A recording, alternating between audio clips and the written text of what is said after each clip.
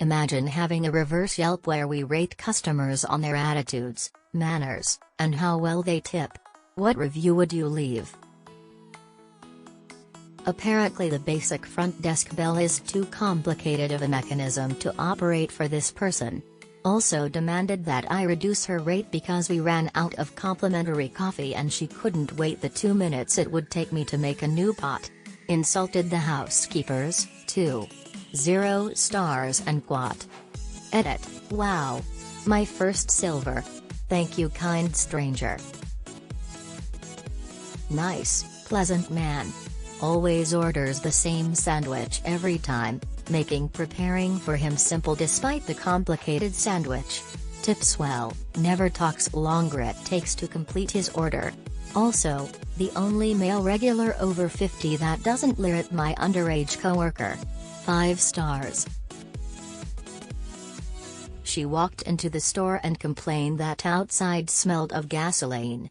I told her we would address that issue as soon as an employee became available to do so. Customer is apparently unaware they are pumping gas at a gas station when complaining about the scent of gas. Perhaps she could consider not huffing it while filling her tank? Edit. Holy shnikes, my most upvoted comment ever is about someone sniffing gasoline. She lied about her hair history, wanted white blonde in one session on her and quat, virgin and quat, dark hair that the strand test determined was a lie. Said she could do it herself at home, turned hair orange instead. Came back to get a color correction and after explaining why she couldn't have blonde she said she'd settle for anything but orange and lighter than the dark. Gets a beautiful chocolate/caramel color and cries because it's not blonde and too expensive, and also leaves no tip. -5 stars, not worth my time. Came in, ordered, ate their food in silence, left minimal mess and a reasonable tip, then buggered off. My perfect customer. 5 stars. The lady who yelled at me on the second day of my first job over the price of milk can have a solid 1 star. Stupid cunt kept trying to order a cheeseburger without cheese even though I was trying to save her money by suggesting to instead order a hamburger. Fast forward 30 seconds and she paid for the cost of a cheeseburger, but without the cheese.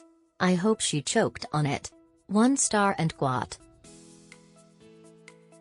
Has someone ever challenged you to something that they didn't know who are an expert at?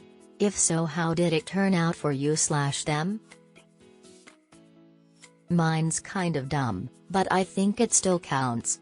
At work I'm kind of the Google Sheets expert and I make lots of tools for different departments to use. Enter new guy who needed to collect, aggregate and display a bunch of data.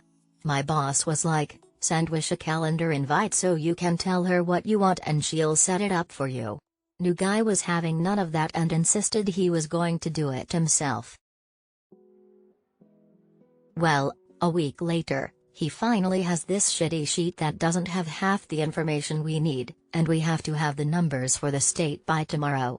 So my boss asks me to fix it and new guy is like, yeah, okay, that's not really possible. This is as good as it's going to get. 2 hours later, I send them both a fully functional and automated sheet that does everything we need, and we'll be able to use it indefinitely, which means next time, and every time, the stupid state report is due, it will already be done.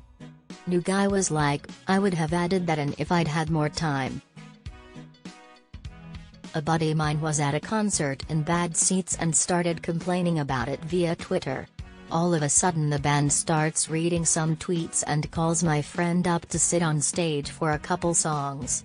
They sit him at the piano and during the next song, they jokingly go and quat, okay piano solo and quat. The crowd laughs for a second but then my buddy just starts jamming out, as he plays piano in his band.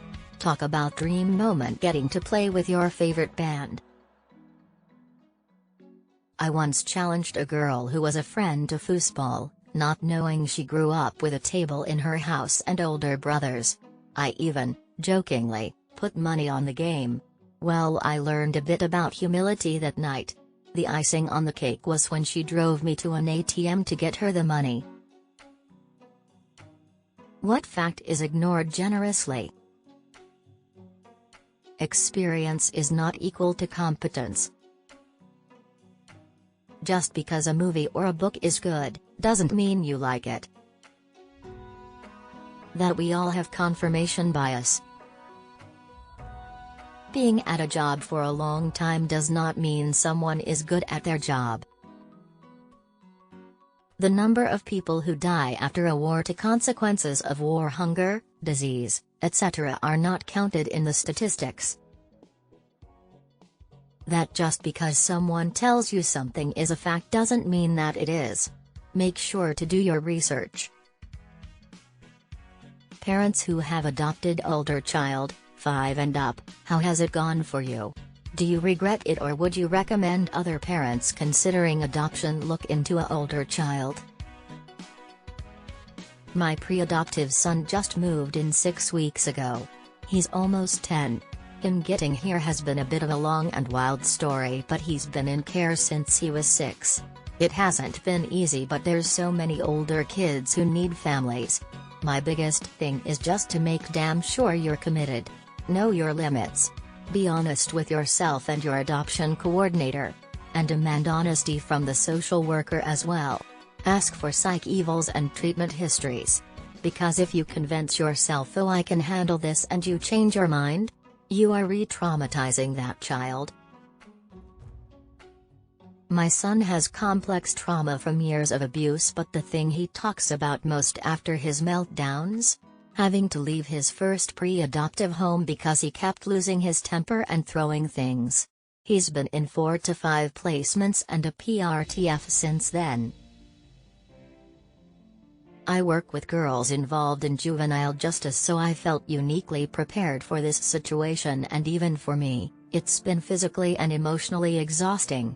I'm a single parent and we're in the middle of a global pandemic, so I'm sure that's a factor. But if you choose to adopt, there shouldn't be any changing your mind or this just isn't working out. That kiddo is part of your family. My son and I have a little mantra together: forever. Even when things get hard, even when things get sad. My wife and I adopted an older girl from our state's foster system. The girl was 13 when we adopted her, and we were told she had a rough childhood full of abuse and she had been diagnosed with general mood disorder . Little did we know that the psychological assessment was done by an unqualified state doctor, and this little girl had severe issues that required more care than my wife and I were prepared for.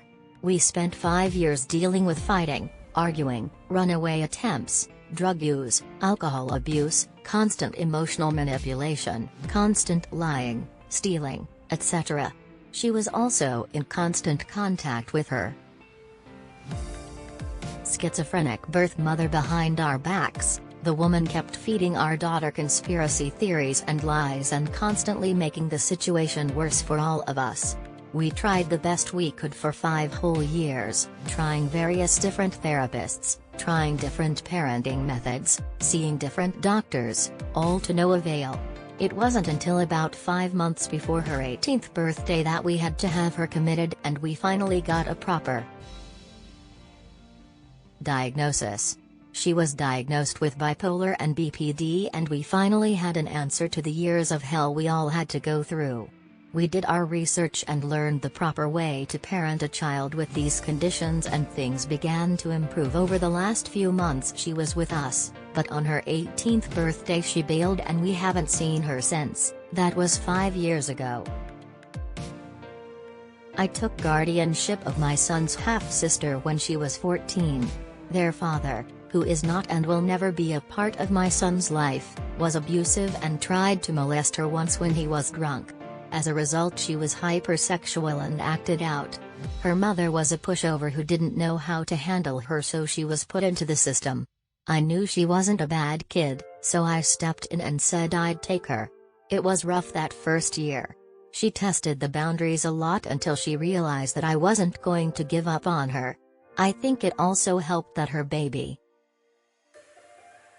brother adored her and my parents welcomed her with open arms. We found her a good therapist that she clicked with and that really helped her work through her issues. She finished school with good grades, met her boyfriend who is wonderful with her. She has kids of her own now and is a fantastic mother. Best decision I ever made was taking her in.